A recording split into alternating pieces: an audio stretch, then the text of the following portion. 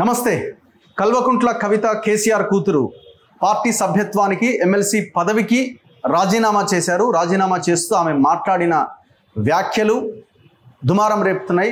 Target Harish Rao, target Santosh రావు లాగా ఆమె total press meet నడిచింది. దాదాపు 50 సార్లు హరీష్ రావు పేరును ఆమె ప్రస్తావించడం జరిగింది. నా తండ్రి, నా అన్న, నేను, మేము ముగ్గురము రక్త సంబంధికులం, మేము ముగ్గురము కుటుంబము, మేము ఎమోషనల్, మా మధ్య కుట్ర చేసి సక్సెస్ అయి నన్ను విడదీశారు. సో రేపొద్దున ఇదే హరీష్ రావు మొత్తం ఫ్యామిలీని డిస్టర్బ్ చేయబోతున్నాడు, పార్టీని నాశనం చేయబోతున్నాడు, వీళ్ళని దూరం పెట్టండి నాన్న, దయచేసి ఇప్పటికైనా ఆలోచించు అని కేటీఆర్కి ఇటు కేసీఆర్కి ఇద్దరికి సలహాలు ఇస్తూ, సూచనలు ఇస్తూ, రిక్వెస్ట్ చేస్తూ కవిత ప్రెస్ మీట్ ఇట్లా సాగింది. దీని మీద మాట్లాడదాం. నా ముందు పృథ్వీరాజ్ గారు ఉన్నారు, క్రాంతి దళ అధ్యక్షులు.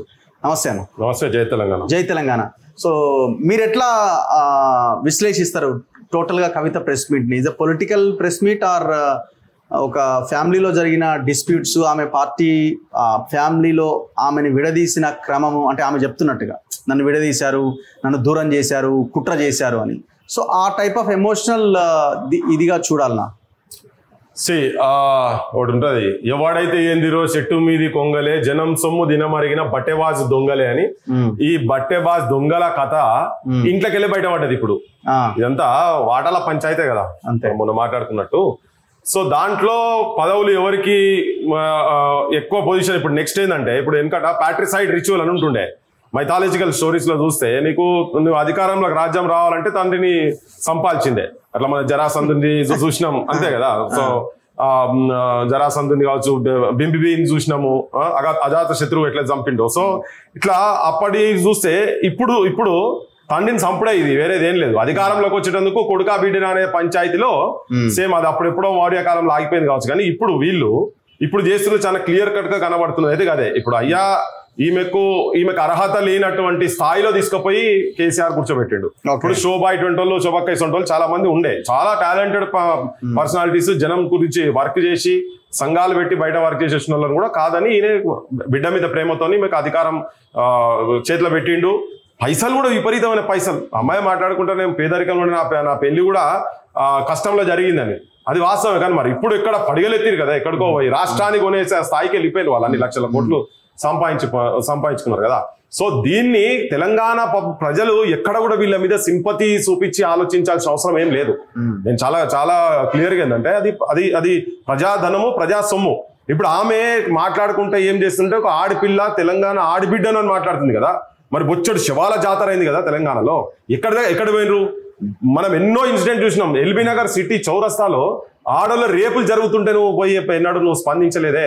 ఆడపిల్లలు, ఇప్పుడు తెలంగాణ సమాజాన్ని చెప్పదలుచుకున్నా నేను, కాలేజ్ వచ్చే girls, degree college, intermediate girls bathroom లేక సుట్టి ఇట్లా రౌండ్ నిలబడి అక్కడ బాత్రూమ్ పోయే పరిస్థితి ఉంటే, ఇప్పుడు తెలంగాణ జనం ఈమె గురించి మాట్లాడాల్సిన అవసరం ఏం లేదు. ఆమె ఆ పార్టీలు ఉండుకుంటూనే జాగృతి అని ఒక సంస్థ పెట్టింది. కాదు మామూలు ఎవడన్నా ఉట్టిగా గట్టిగా పక్క పార్టీ ఇంటికైనా ఫంక్షన్కి పోతేనే తీసేస్తారు కదా. మరి ఈమె పెట్టి ఈమెకు బతుకమ్మ ఈమెను అట్లా ప్రొజెక్ట్ చేసి పెట్టి బతుకమ్మ చీరలు ఈమెతో పంపిణీ చేసి ప్రజాధనాన్ని ఈమెకి ఇచ్చి ఇట్లా ఆమెను ఒక ఐకానిక్ ఫిగర్ గా నిలబెట్టేటట్టుగా బతుకమ్మని ఈమె కనిపెట్టే స్థాయికి తీసుకుపోయి, తండ్రి అయితే అంత వరదాంకనైతే చేసిండు కదా, అక్కడ దాకా తీసుకుపోయి పెట్టిండు. ఏం అర్హతలు లేకుండా నీకు సంబంధమే లేదు, ఏం లేదు. అసలు ఈ కవిత అండ్ కేసీఆర్ మాయే పిచ్చిలేసిందని అమెరికాలో తాగుడు కాడ, గిలాసాల కాడ, పంచాయతీ కాడ ఉన్నప్పుడు బొచ్చడు మాటలు సోపతోలు. నాకు వాళ్ళకు కామన్ ఫ్రెండ్స్ ఉన్నారు. ఎవరు ఎక్కడ? అమెరికాలో కూర్చొని వీళ్ళు మాయ పిచ్చిలేసింది, తెలంగాణ తిరుగుతున్నాడు అని చెప్పని అనుకుంటే తిరిగిన వాళ్ళు వీళ్ళు. ఇవాళ మేము తెలంగాణ అని మాట్లాడుతుంటే నాకైతే చాలా విచిత్రం అనిపిస్తుంది. వీళ్ళు 5-6 ఏళ్ల వరకు లేరు కదా. ఇవాళ ఇప్పుడు నేను ఇంటర్వ్యూ జస్ట్ ఇట్లా వచ్చుకుంటా చూస్తుంటే నాకు ఏమంటారు, హరీష్ రావు లేడు. కొంతమంది బయట మాట్లాడుతున్నారు, ఉట్టిగా అట్లా తెలిసితేలోగా మాట్లాడుతున్నారు. 10 నెలలు ఆయన బయటికే వెళ్ళిపోయిండు, ₹1 కోటి తీసుకొని, ఇది టీఆర్ఎస్ పెట్టే ముందు తర్వాత కూడా అని. కానీ మేమే సాక్ష్యం దీనికి చాలా మంది సాక్ష్యం కూడా ఉన్నారు.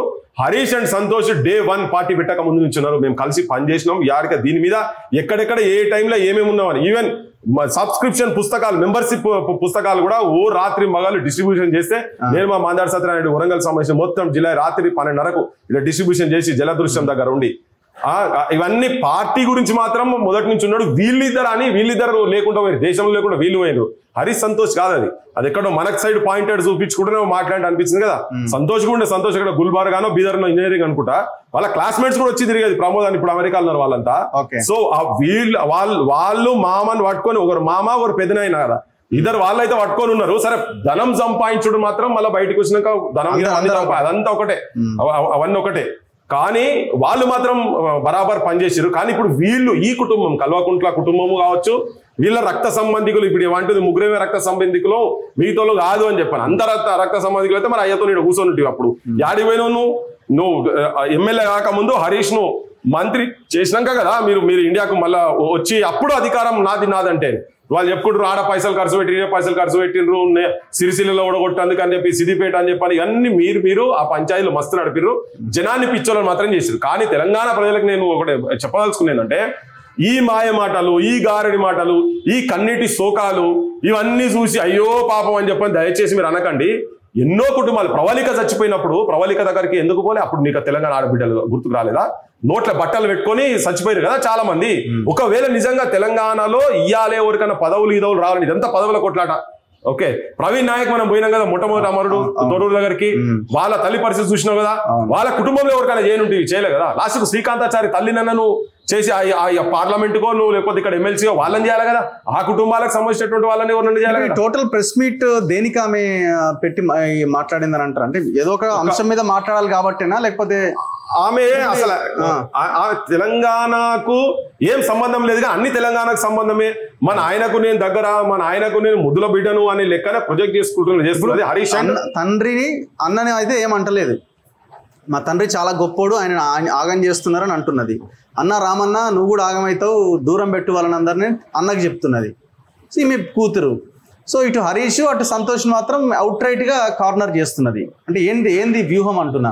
అంటే ఇప్పుడు ముందు నుంచి పడదా హరీష్ కవిత వీళ్ళకి ఏమైనా? ఇక కరెక్ట్ చెప్పాలంటే మ్యారేజ్ కార్డ్కి వెళ్ళి ఇష్యూస్ ఉన్నాయిలే కానీ అవన్నీ మనం డీప్ గా ఓడు కాదు. కానీ ఈ వియాలు అందుకునే కాడ హరీష్ తమ్ముంది సంబంధించి అవన్నీ ఉంది, దాంట్లో మనం డీప్ గా వద్దు. కానీ అక్కడ నుంచే నడుస్తున్నది ఇలా పంచాయతీ. పెళ్లిళ్ళ కాడికి వెళ్ళి ఆమె పెళ్లిళ్ళప్పటి కాడికి వెళ్ళి వాళ్ళ మధ్యలో ఇంటర్నల్ ఉన్నాయి, మనకు అది అవసరం లేదు. కానీ సో ఇక్కడ నిజం కూడా వీళ్ళిద్దరిని శత్రువులుగా నిలబెట్టేటువంటి ప్రయత్నం అక్కడ జరుగుతున్నది. కానీ మరి వీళ్ళెంత సుఖం పూసలు. ఇప్పుడు అంటుంది అయ్యకును అన్నకు ఇద్దరికి చెప్తున్నది మీరు జాగ్రత్త అని. ఈమె అంత తెలివి ఉన్నట్టే వాళ్ళు తెలియలేని వాళ్ళంట. ఇప్పుడు ఈమెకు అంత తెలివి ఉన్నది, తండ్రికి అన్నకు చెప్పేంత స్థాయిలో ఉన్నది. అవినీతి గురించి వాళ్ళ గురించి మాట్లాడుతున్నాం. నీ అన్న అవినీతి సంగతి ఏంది? భూములు రాత్రి మొత్తం అనకొండలు మింగినట్టుగా పొద్దుగాల ఒకని పేరు మీద ఉంటుంది, మళ్ళీ తెల్లారటాలకు ఇంకోని పేరు మీద ఉంటుంది. ఇవన్నీ చేసిన ఎవరు మరి? అప్పుడు మున్సిపల్ మినిస్టర్ ఈయనే కదా. చెరువుల కాడికి వెళ్ళి నాశనం పట్టించి కబ్జాలు పట్టించి లేపేసిండు కదా. మరి వాటి అవినీతి గురించి మాట్లాడతలేవు. కార్ రేసుల గురించి పైసలు అటుపోయినాయి కదా, వాళ్ళు జైలుకు ఎందుకు పోతలేరని మాట్లాడుతున్నావు. ఈమెకు తిహార్ జైల్లో ఏదో జరిగిందబ్బా, ఈమెకు బాగా ట్రైనింగ్ వచ్చినట్టున్నది. మొత్తం అదంతా మొత్తం అక్కడ ఏంటంటే పెద్ద క్రిమినల్స్ ఉండేటువంటిది కదా. అటువంటి వాళ్ళ దగ్గర వాళ్ళ అన్ని స్టోరీస్ ఏమైనా తెలుసుకొని, చార్లెస్ సోబ్రాజ్ అటువంటి వాళ్ళు ఉన్నారు కదా, వాళ్ళు ఎవరైనా శిశరికంలో తెలుసుకున్నదేమో వీళ్ళని ఇట్లా మిస్గైడ్ చేసి మరి వీళ్ళైతే ఎట్లా ఆడుండాల్సిన వాళ్ళు వీళ్ళు. కానీ ఈమె చాలా క్లియర్ కట్ గా వాళ్ళిద్దరిని టార్గెట్ చేస్తున్నది. ఏది హరీష్ అండ్ సంతోష్ ను. వాళ్ళ మీద ఏమైనా సింపతి చూపించాలా? ఎవరు? కవిత హరీష్ సంతోష్ ని ఎందుకు టార్గెట్ చేస్తున్నదని ఎవరి మీద సింపతి చూపించి, అందుకే ఎవరైతే ఏందిరో చెట్టు మీద కొంగలే జనం సొమ్ము దినమరిగిన బట్టెబాజి దొంగలే అన్నది చెప్పింది. అందుకనే జనం ఆయనతో తప్పుగా అర్థం చేసుకున్నారు. వీళ్ళందరూ వాళ్ళే. తెలంగాణకు పడినటువంటి చీడ పీడ శని చెదలు ఒక రకంగా క్యాన్సర్. ఈ కుటుంబం మొత్తం తెలంగాణకు క్యాన్సర్ అనుకోవాలి. మొత్తం తెలంగాణను వనరులను సర్వనాశనం చేసి వదిలిపెట్టారు.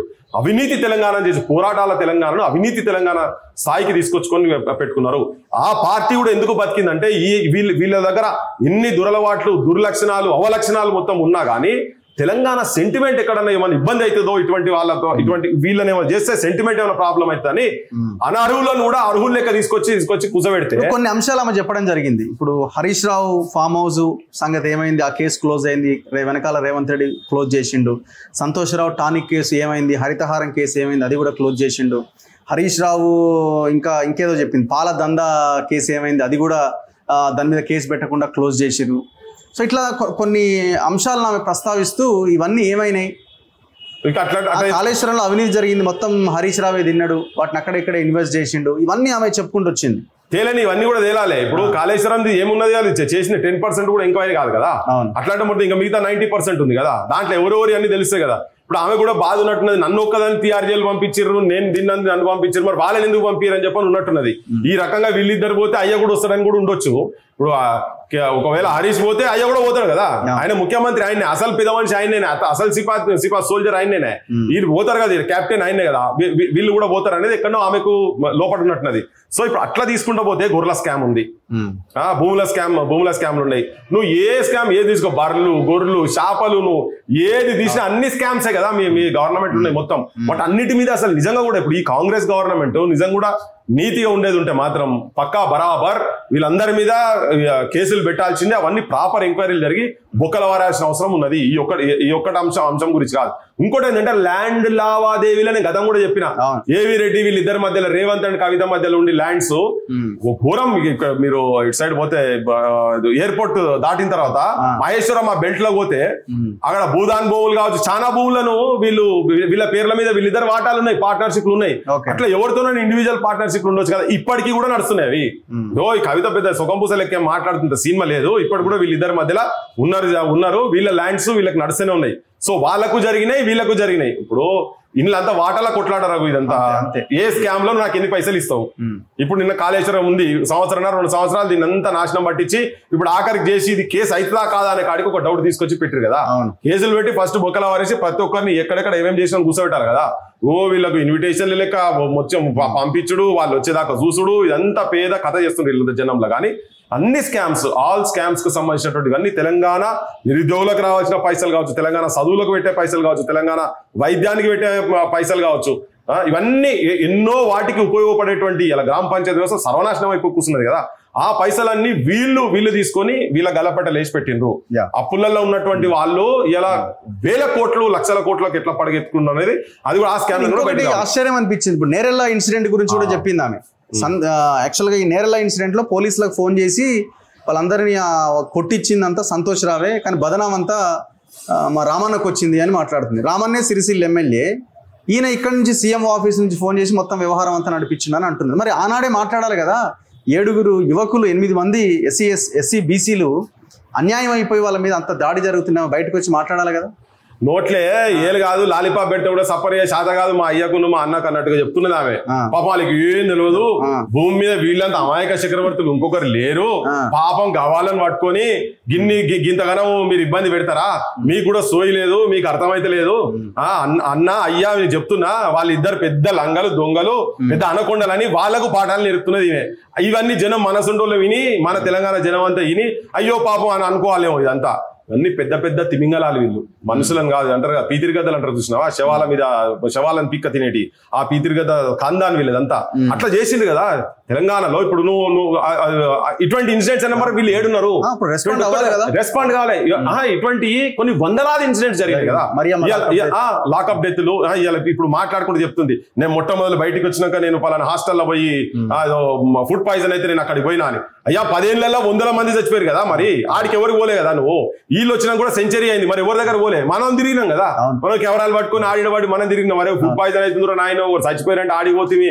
పోలీసు వాళ్ళు కుటుంబాలను వాళ్ళ తల్లిదండ్రులు కిందికి పడేసి నూకిరంటే కూడా పోయినాం. మరి వీళ్ళందరూ అప్పుడు ఎక్కడ పోయారు. ఇప్పుడు ఏంటంటే ఇప్పుడు అధికార మార్పిడి, పైసల వాటాల కాడ కొట్లాట వచ్చి ఇప్పుడు ఆ అంశాలు నేను మాట్లాడలేదా అని చెప్పని, అంబేద్కర్ విగ్రహం గురించి నేను మాట్లాడలేదా అని, అంబేద్కర్ ఆశయాలను అమలు చేసే క్రమంలో రావాలి. కానీ ఇప్పుడు కొత్తగా చెప్తుంది. ఇప్పుడు నేను ఫస్ట్ టైం నేను చూసిన 5 మహిళలు వచ్చి స్వేచ్ఛగా వచ్చి ప్రెస్ మీట్లు పెట్టిండ్రు.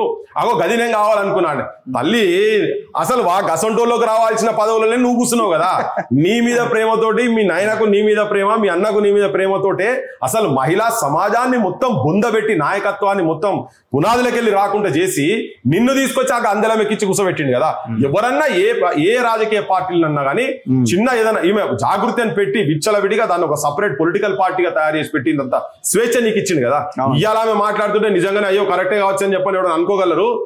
ఇవన్నీ వాళ్ళు ఆడుతున్నటువంటి పెద్ద డ్రామా నాటకాలు ఇవన్నీ. ఇప్పుడు హరీష్ సిచ్యువేషన్ ఏంటో మరి. ఇప్పుడు హరీష్ రెస్పాండ్ అవ్వాలి కదా 200%. బంతి ఇటు నుంచి అటు దన్నింది ఆమె వాళ్ళకి. 200% వాళ్ళు కూడా రెస్పాండ్ కావాలి బరాబర్. ఇప్పుడు మేమే చెప్తున్నాం కదా, కవితది కూడా ఆయన బయట పెట్టాలి బరాబర్ మరి కవిత బయట పెట్టాలి, ప్రజలకు వాస్తవాలు ఏంటో తెలియదు కదా. ఇప్పుడు సంతోష్ హరీష్ అయితే దోషులుగా నిలబడ్డారు. మాకు తెలిసిన ముచ్చట ఏంటంటే ఆయన కేసీఆర్ ఎంబడి మొదటి నుంచి ఉన్నారు. మీరు అమెరికా పోయినా కానీ పార్టీ పెట్టక ముందు నుంచి కూడా మేమైతే చూసినాం, హరీష్ ను చూసినాం. మాకు ఫోన్ అది ఒక్క మటుకే నేను చెప్పేది. మరి మిగతా అన్ని మొత్తం బయట పెట్టాల్సిన అవసరం అయితే హరీష్ మీద సంతోషం అయితే ఉన్నది కదా. మరి జనం అయితే రేపు చూస్తుంటారు కదా, మరి కరెక్టే కదా నువ్వు మంత్రికి ఏం చేసినావు అని. వాళ్ళు అన్ని బయట పెట్టాలి, జనానికి వాస్తవాలు తెలియాలి. నువ్వు మాట్లాడకుంటుంటే మీరు అందరు కుమ్మక్కైన అనుకుంటాం మేము పైసల కాడ. మళ్ళీ రాత్రి ఏమైనా కవితకి ఏమైనా 500-1000 కోట్లు పంపిస్తా నేనంటే పంపించేస్తే ఆమె సైలెంట్, నువ్వు సైలెంట్, ఆమె మాట్లాడి నేనైతే సైలెంట్ ఉంటాను. ఇటువంటివి కాదు, వీళ్ళిద్దరు బయటికి రావాల్సిందే, కేటీఆర్ బయటికి రావాల్సిందే, కేసీఆర్ కూడా చెప్పాలి. మరి అవును కరెక్టే, మరి నా బిడ్డ ఇట్లా చెప్తున్నది, హరీషే చేసిండు ఇవన్నీ అని చెప్పని కేసీఆర్ కూడా రేపు పొద్దుగాల చెప్తాడా చూడాలి, చెప్పాలి కదా మరి ఆయనే. లేకపోతే బిడ్డ తప్పనే చెప్పాలి. బిడ్డ తప్పనంటే మరి ఈమెనైనా రుజువు చేయాలి కదా ఇవన్నీ. కానీ ఒకటే క్లియర్ కట్ ఏంటంటే జనానికి అందరికీ తెలుసు వీళ్ళ లివింగ్ స్టాండర్డ్, ఈ పార్టీ ఇదంతా నడిపేదాన్ని బట్టి వీళ్ళు విచ్చలవిడిగా కొన్ని వేల కోట్ల రూపాయలు తెలంగాణ ప్రజలకు సంబంధించినటువంటి పైసలు వాళ్ళు తిన్నారు అనేది చాలా స్పష్టంగా తెలంగాణ ప్రజలకు మాత్రం అర్థమైపోయింది. So what next? ఇప్పుడు వీళ్ళెవరు నేను అనుకోవడం రెస్పాండ్ అవుతారనైతే నేను అనుకుంటలేను. ఆమె రాజకీయం ఆమె చేస్తుంది, వీళ్ళ రాజకీయం వీళ్ళు చేస్తారు. రేపు పొద్దున కవిత ఏం మాట్లాడినా దాని వెనకాల రేవంత్ రెడ్డి ఉన్నారంటారు, ఇంకోటి అంటారు. సరే, ఎవరి వెనకాల ఎవరున్నారు అన్నది కూడా మనం కూడా ఏం చెప్పలేని పరిస్థితి. అందరి వెనకాల అందరూ ఉన్నారు, అందరూ కలిసే ఉన్నారు. సో ఇప్పుడు రాబోయే రోజుల్లో హరీష్ రావు సిచ్యువేషన్ ఎట్లా ఉండే అవకాశం ఉంటుందని మీరు ఒక అంచనాకు వస్తున్నారు. అంటే మామకు మరింత దగ్గర అవుతారా? దగ్గర అయితే మళ్ళీ కేటీఆర్ ఉన్నాడు కదా. ఇప్పుడు తండ్రి కొడుకునే చూస్తాడు తప్ప అల్లుడు దాకా ఎందుకు పోతుంది? ఇది ఇప్పుడు ఆల్రెడీ కూలిపోయిన ఇల్లు, అది అయిపోయింది. అది ఒక మెయిన్ పిల్లర్ ఒకటి ఇప్పుడు ఉన్నది పట్టుకొని ఉండేది, మెయిన్ గుంజ ఉంటది కదా గుడిసెకు, ఆ గుంజ కేసీఆర్. వీళ్ళు పెట్టే పంచాయతీలకు ఆయన పాపం అనొద్దు కానీ లుట్టుకుంటాడు ఈ మధ్యలో. ఎప్పుడు అన్నంకి ఇప్పుడు కుక్కలు చింపిన ఇస్తరాక్ అవుతుంది అది. ఇక వీళ్ళ పంచాయతీలు బయటకు వస్తాయి కొట్లాడుకుంటారు. ఇప్పుడు మాత్రం డెఫినెట్ గా హరీష్ ఆడనే ఉన్నాడు, కానీ ఆయన కూడా రామ్నామ్ సత్య గురించి వెయిట్ చేస్తుంటాడు ఆయన. అది కాగానే అసలు సంగతి బయటపడుతుంది, అసలు స్టోరీ బయటపడుతుంది. కానీ దీంతో ఒక ఉపకారం తెలంగాణ సమాజానికి జరిగేది ఏంటంటే, తెలంగాణ ఆకాంక్షలకు తగ్గట్టుగా వచ్చినటువంటి పొలిటికల్ పార్టీ ఎన్నో త్యాగాలు జరిగిన తర్వాత ఒక రాజకీయ వ్యవస్థ ఉండాలని మనిషి ఇష్టం ఉన్నా లేకున్నా ఓట్లేసినటువంటి పార్టీ నిలబెట్టింది. దాన్ని అయితే వీళ్ళు గులగొట్టేసారు. భారత రాష్ట్రం ఎప్పుడైతే అయిందో మొత్తం అవినీతి దాంట్లో గుడ్కపోయింది కదా. హరీష్ నెక్స్ట్ ఏం లేదు, ఇప్పటిదాకా నా మామ బతుకునేంత మటుకైతే ఉంటాడు. దాని తర్వాత ఏమేమి ఎత్తుగడలు వేస్తారో ఇక జనం అయితే రేపు పొద్దుగాల చూస్తారు, బరాబర్ చూస్తారు. ఇవన్నీ కలిసి ఉండేటి కావు. ఎప్పుడైనా ఏదన్నా ఒక ఆలోచనతో ఇలా మావోయిస్ట్ మూవ్మెంట్లకు సపోజ్ పోయింది అనుకో, ఒక సైద్ధాంతిక పునాది మీద సేవ అందించాలన్నప్పుడు దాంట్లో ఒక యూనిటీ ఉంటుంది. దాంట్లో కూడా కింది మీదకి అవుతుంటారు అక్కడిక్కడ బోర్డ్స్. కానీ వీళ్ళది ఏంది, కేవలం అధికారము ధనము పునాదిలో మీద ఉండేది ఎప్పుడు కూడా అది ఒక దగ్గర ఉండదు. వీళ్ళకేం సైద్ధాంతిక పునాది ఏం లేదు. వీళ్ళకి కావాల్సింది రక్త సంబంధికులా ఇవన్నీ ఏం లేదు. అట్లంటే దయ్యాలని చెప్పని అన్నది నిన్న మొన్న మరి మా అన్ననైతే అంటలేనని ఎందుకనలే, మా అన్నని అనలే కదా, లీక్ చేసిందని చెప్పిండ్రు. అన్నప్పుడు దయ్యాలు ఎవరు? అందులో కేటీఆర్ కూడా ఉన్నట్టే కదా. ఇప్పుడు స్ట్రాటజికల్ గా వీళ్ళిద్దరిని స్కేప్ గోట్ చేసి మొన్నటిదాకా మాట్లాడింది అంతా కేటీఆర్ మీదనే అనే ఎక్స్పోజరే వచ్చింది కదా, ఎక్స్పోజ్ అయింది కదా. అవును. ఇప్పుడేమో సడన్ గా మొన్నటి నుంచి హరీష్ రావు వైపు టర్న్ అయింది. ఇప్పుడు మళ్ళీ కేటీఆర్ ని ఏదో మా అన్న రామన్న అనుకుంటే మాట్లాడుతున్నారు. ఇప్పుడు ఎందుకు అది ఎక్స్ట్రీమ్ పోయేందుకు రీజన్ ఏంటంటే, ఇప్పుడు అన్నిటికన్నా బంధం ఏముంటుంది, అన్నా చెల్లెళ్ళ బంధము, తమ్ముడు అక్క బంధం ఏముంటుంది, రాఖీ పండుగకే కట్టించుకోకుండా పోయిందంటే నువ్వు టార్గెట్ ఎవరిని చేసినట్టు ఇది జనానికి అర్థం కాదు. ఆయన కూడా తెలుసు కదా, అది క్లియర్ కట్ గా కేటీఆర్ మీదే. అది సడన్ గా మళ్ళీ వ్యూహాలలో భాగంగా చిన్నగా అటు ఇటు చేసి ఇటు పక్కకు పడేసారు అంతేగాని ఈమె కూడా ఉన్నది ఏం లేదు. ఇది 6 నెలల ముచ్చట. ఇప్పుడు చాలా మంది షర్మిల అంటే గట్టినే అంటారు, అది ఇది అని చెప్పని అనుకుంటారు. కానీ ఇది మరో ఉరుమిల లెక్క అయిపోతుంది అంతేనే. కానీ సో ఇదంతా ఉట్టిగా ఉరుములు మెరుపులు లెక్క. ఇక కొంతమంది పేపర్లలో హెడ్ లైన్స్ ఇవన్నీ నడుస్తుంటాయి. కానీ పొలిటికల్ గా బోత్ బీఆర్ఎస్ కు అండ్ కవితకు ఇది సూసైడ్ అనే వాళ్ళు రాజకీయంగా కూడా మంచిగా సంపుకుంటారు. ఏంటంటే జనానికి మాత్రం ఇలా రాముడు ఎవరో రావణాసుడు ఎవరో తెలుస్తున్నది. ఇది రామానంద్ టీవీ సీరియల్ లెక్క, రామానంద్ సాగర్ తీసిన రామాయణ టీవీ సీరియల్ లెక్క అట్లా జర కొద్ది రోజులు నడిచేది ఉంటే, సీరియల్ లెక్క కనుక నడిచేది ఉంటే వీళ్ళ బండారం అంతా ఒకరినోడు తిట్టుకుంటే బయటపడుతుంటది ఇదంతా. కానీ అది తెలియాల్సిన అవసరం అయితే పక్కా జనానికి అవుతుంది. Anyway, thank you very much. చూద్దాం ఏం జరుగుద్ది అన్నది. సో ఇది కల్వకుంట్ల ఫ్యామిలీలో రేగిన అతిపెద్ద దుమారం. ఇది ఎక్కడ దాకా ఎటువైపుగా టర్న్ తీసుకుంటుంది అన్నది చూడాలి. హరీష్ రావు ఇక్కడ లేడు, యూకేలో ఉన్నాడు ఆయన. మరి నేను అనుకోవడం ఆయన యాక్చువల్లీ 1-2 డేస్లోనే రావాలి. ఇక ఈ గొడవతో ఇప్పుడు వీడికి వస్తే మళ్ళీ మీడియా మైకులు గీకులు అంతా అని చెప్పి ఇదంతా కొంత సార్ట్అవుట్ అయిన తర్వాతే ఆయన తెలంగాణకు వచ్చే అవకాశం ఉండొచ్చేమో, ఆయన స్ట్రాటజీ ఒకవేళ అమలు చేస్తే. చూద్దాం మరి ఏం జరుగుతుంది, ఎట్లా ఆయన రెస్పాండ్ అవుతారు. రెస్పాండ్ అయ్యే అవకాశం అయితే కనబడతలేదు. రెస్పాండ్ అయితే ఖచ్చితంగా ఆమె గురించి చెప్తాడా మరి? మామ ఆపొచ్చు, చెప్పొద్దు, ఏం మాట్లాడొద్దు అని. చూద్దాం రాబోయే రోజుల్లో ఏం జరుగుతుందో. చూస్తూనే ఉండండి మన తొలి వెలుగు.